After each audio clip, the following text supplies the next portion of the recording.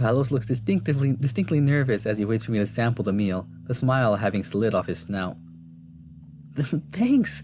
You did not have to do this. It's delicious. A choice. Should I tell him the truth or lie? Nuts.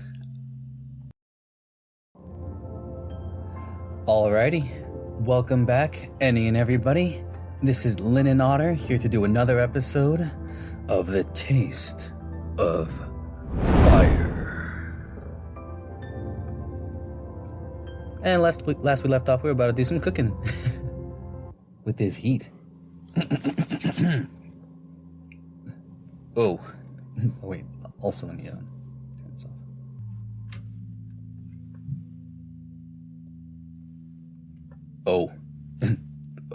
Oh, don't worry about that. It's not facing the plaza. Barely anyone walks on this side.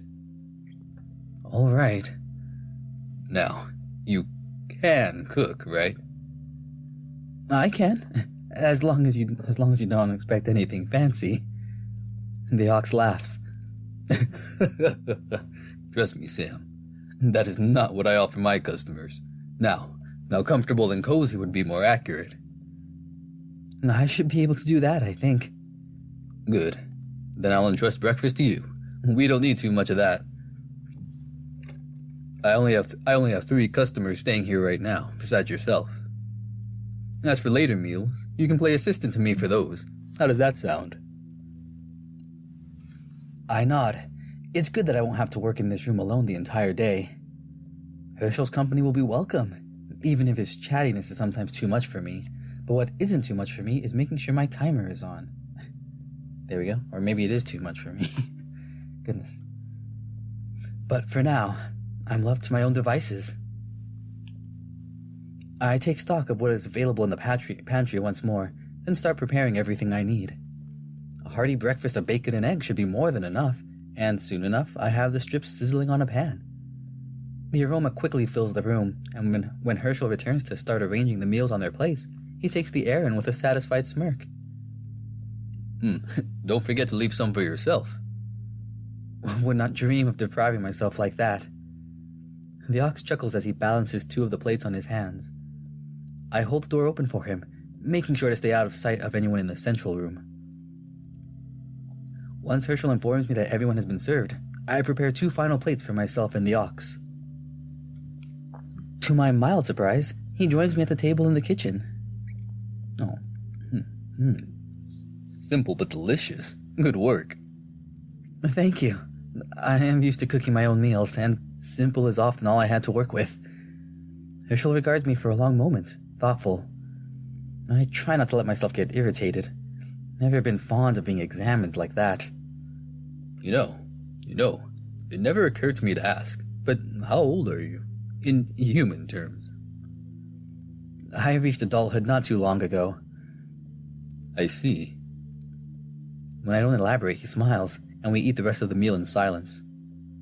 Herschel then gives me instructions for the preparations I can make for the next meal before leaving me alone once more. Wait, a hotel that serves breakfast and lunch? Prices must be pretty steep. Even the hotel I work at doesn't do that.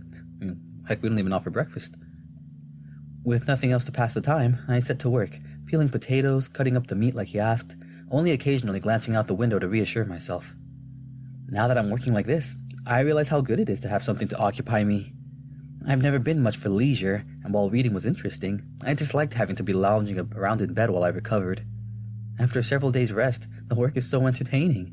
In fact, that I barely notice how much time has passed when Herschel finally returns to the kitchen. With most of the preparations out of the way, I simply watch the innkeeper as he sets to work assembling the pieces into an actual meal. He chats away as he does so, explaining the process to me. Not that it's particularly complicated, but I listen all the same. Once all is done, he leaves briefly, only to return with another book.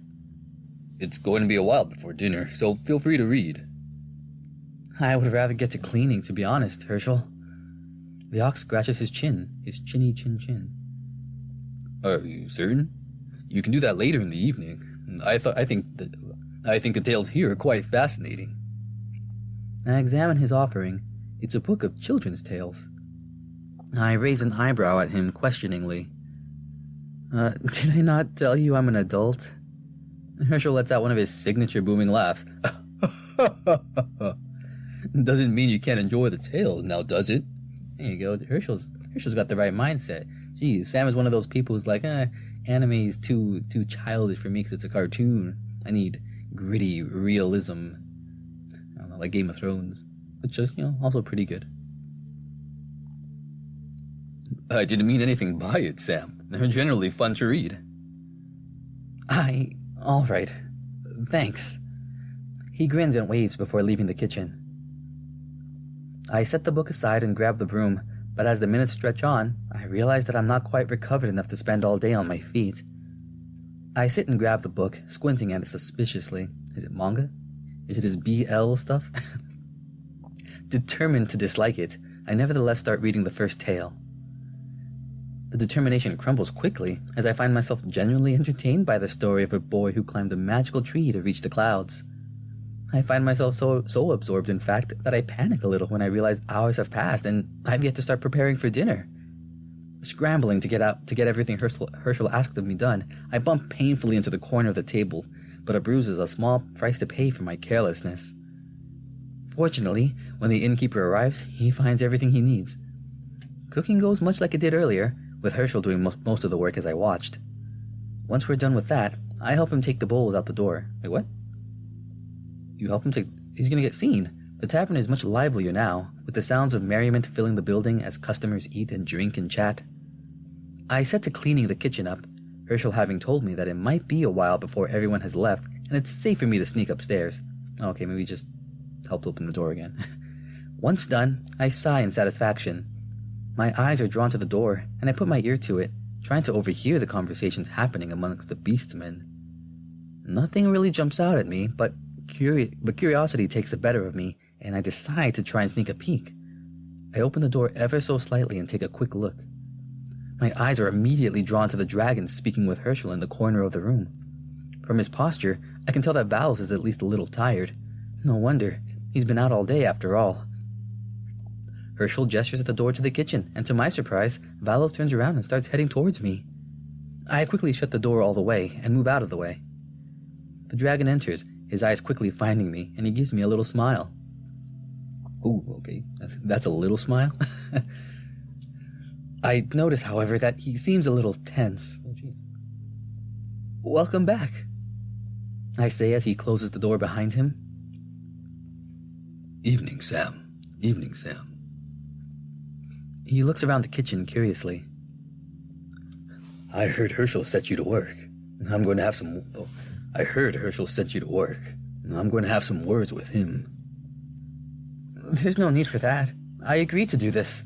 Besides, he promised additional supplies in return. Considering I lost everything back in the forest, I should count this as a blessing. The dragon slowly nods. He then smiles sheepishly at me.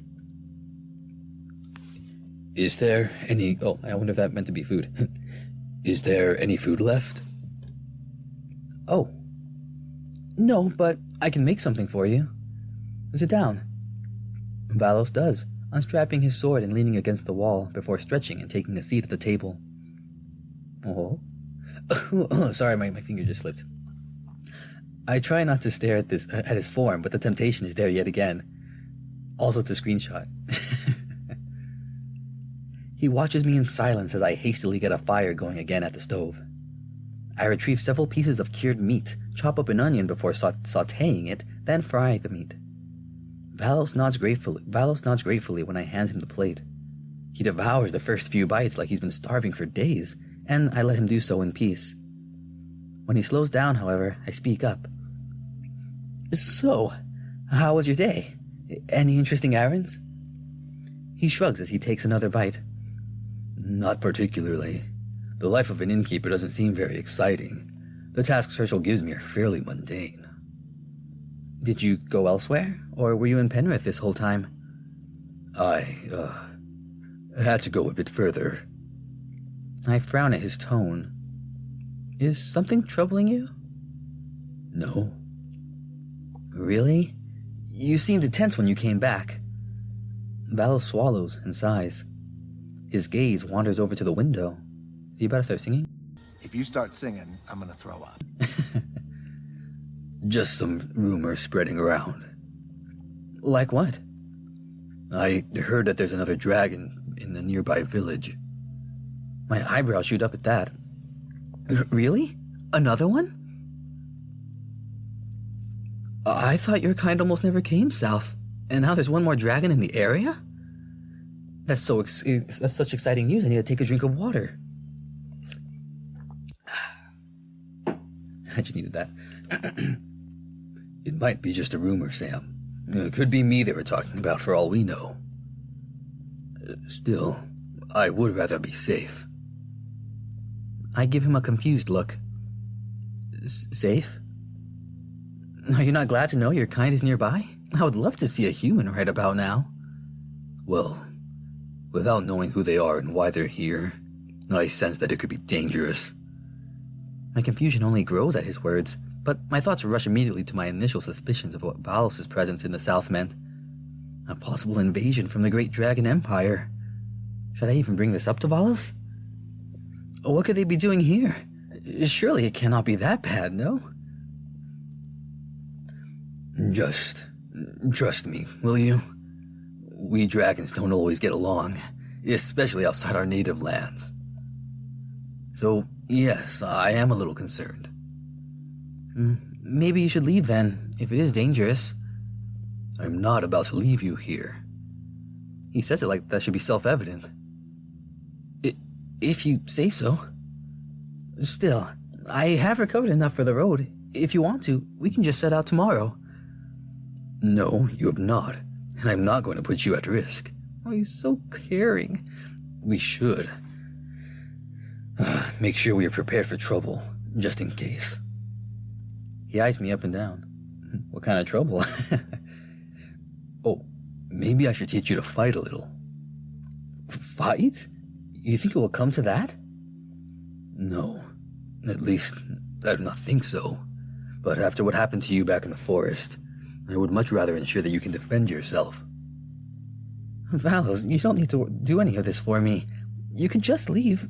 I wouldn't hold it against you. He narrows his eyes at me angrily. I am not doing that. Especially since, if the other dragon hears of my presence and decides to investigate, he might come after you. I'm still confused as to why this has put Valos on edge, but I nod anyway, unwilling to argue the point. It's not like I want him to leave. I simply dislike feeling like he's holding himself back for my sake. We still barely know each other after all. All right, if you say so. I won't say no to training either. There was nobody to teach me to wield a weapon at home. I welcome the opportunity to learn. Valos nods, looking a little distracted. He sits in silence, obviously lost in thought, while I clean up after him. By then, Herschel comes and informs us that he is closed up for the night and it's safe for me to go upstairs. Once back in our shared room, I get in bed, but for the longest time, I'm unable to sleep. Valos acted very strange today. I'm going to try and get a better explanation out of him tomorrow. As I lay in bed, all I can do is stare at his shadowy form in the corner of the room. I can't tell if the dragon is as restless right now as I am. He's on his side, his eyes hidden from me. Part of me wants to say something, but I hold back. He was tired and tense and did not seem eager to talk. I should let him sleep in peace, and try to get some sleep myself. Ooh, that was a fast night. The restlessness I was feeling persists throughout the entire night. Maybe Val's Val? Oh, are they on nickname basis now?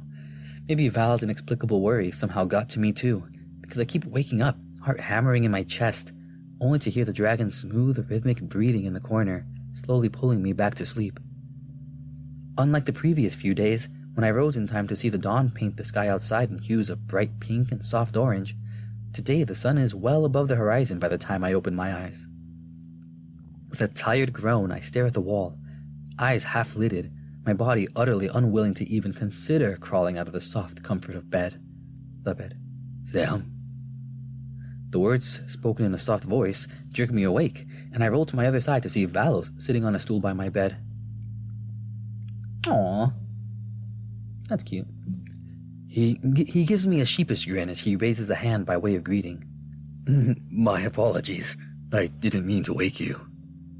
No, it's fine. I was about to get up anyway. As if on cue, a yawn forms in my mouth, betraying the lie. Excuse me, it wasn't planned. I rub my eyes, squinting against the sun's glare streaming into the room from the window. Oh, look, he opens his mouth too. Nice. I don't mind if you need more rest. Don't worry about me. What time is it? Almost midday, I believe. Oh, seems like the night was even worse than I thought. I scratched my head, trying to remember if I was seeing any nightmares. It's not typically a problem for me. Even back in the orphanage when I had to sleep in a pile of children, quality of sleep was not a complaint I ever had. Then again, life has been very different since I left my village. An odd scent catches my attention. Something burns, maybe? Before I have a chance to investigate, my eyes snap back to Valos. What is he still doing here? If it's almost noon, he should have been long gone. The dragon has been watching me quietly, seemingly content to let me bring myself to full wakefulness. Are you not leaving today? Urshel gave me the day off. It appears that he has to run out of tasks for me, at least for the moment. There's an excited note in the dragon's voice, and I can't help but smile back at him. That's good. He was running you ragged from what I've seen. Valos waves my words off with a smile. For the most part, it was because I had to travel to nearby settlements on his behalf, which is a good thing in the long run. I have a better grasp of the area now. Either way, since I woke up earlier than you, I thought... He points to the table, and I finally notice that there's a tray with a breakfast meal arranged on it there. Standing, he grabs it and brings it over to me. Aw, I'm surprised to say the least, having figured that it was Herschel who prepared the meal. As I take the tray, I stare at the contents. Please show me, is it all burnt and mulch? It's not much different from what I prepared just yesterday for Herschel's guests, except the source of the burnt smell from earlier becomes clear now. The bacon is charred, and as is the toasted bread, and I can tell that the eggs were left in the boiling water for far too long from just touching one of them. Aw, Valos looks distinctly nervous as he waits for me to sample the meal, the smile having slid off his snout. Thanks. You did not have to do this. It's delicious. A choice. Should I tell him the truth or lie? Nuts. Wait, have I even had a choice? I feel like it's been forever since I had a choice in this game. Jeez. I don't know how much of an impact this is going to be. My default is to tell him it looks good. It's tasty. Oh, jeez. Yeah, I mean, come on. He's being so sweet. Just be kind. We're being kind here. I'm overthinking this. I won't let myself overthink it. I shan't. Really? Aww. I nod, trying to muster up some enthusiasm. In truth, I'm grateful for the effort, even if I can tell that it won't taste good. The dragon raises an eyebrow at me, looking a little shocked. I thought I might have overdone it. In truth, I never really cooked before. It's hard to believe I did it right. Well then, enjoy. He grins at me, and I smile at him before digging in. I take a bite of the meat. As expected, it has an unpleasant, burnt flavor. Not the smoky kind where it's burnt just right, but rather the taste you get when the cook forgets all about what's on the fire until it's too late. Still, I do my best to make a show of enjoying it. I don't think Valos quite buys it, but regardless, we are silent while I finish it up. He is halfway through putting the tray away when I ask my next question. He is halfway through putting the tray away when I ask my next question. So, are you a noble then? The dragon freezes, the hand with the tray hovering right above the table as he turns his head to me. Oh, he also gives me some water to wash down that food with, because my mouth is dry today. What makes you say that? Because your cooking is gosh awful, and clearly you've had people cook for you your whole life, is what I thought about saying. I'm kidding. Come on, Valos. I'm not stupid. Besides, the way you carry yourself, the way you speak, admitting that you have pretty much never cooked in your life gives you away immediately. Who else but someone raised among nobles would have that luxury? He finally puts the wooden tray down with a heavy sigh. I suppose I'm not very good at this, am I? Yes, you are correct. I come from a noble household. Is there a reason you don't want that to be known? He stares out the window, his expression distant. When he turns his gaze back to me, however, he's wearing a faint smile.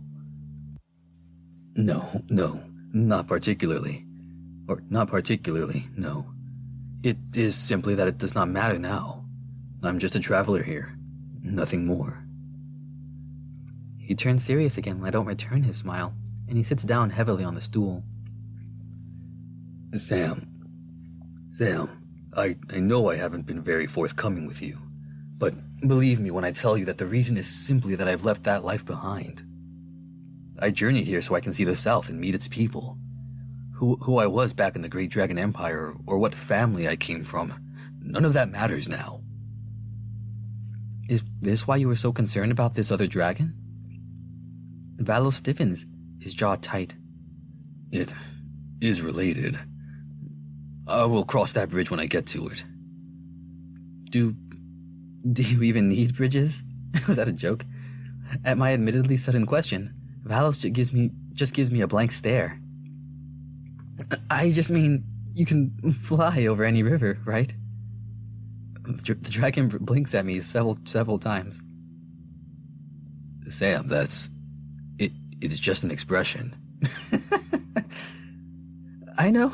I was just surprised that dragons have it too. Oh, I guess that's fair. I mean, they are speaking the universal language. English. Who would have guessed that? Jeez, Valos is just calling him out. It's a very common expression. Like, I don't get you. What's up with you?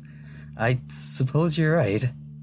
Valos continues staring. Then he finally tilts his head back and erupts in laughter. There you go.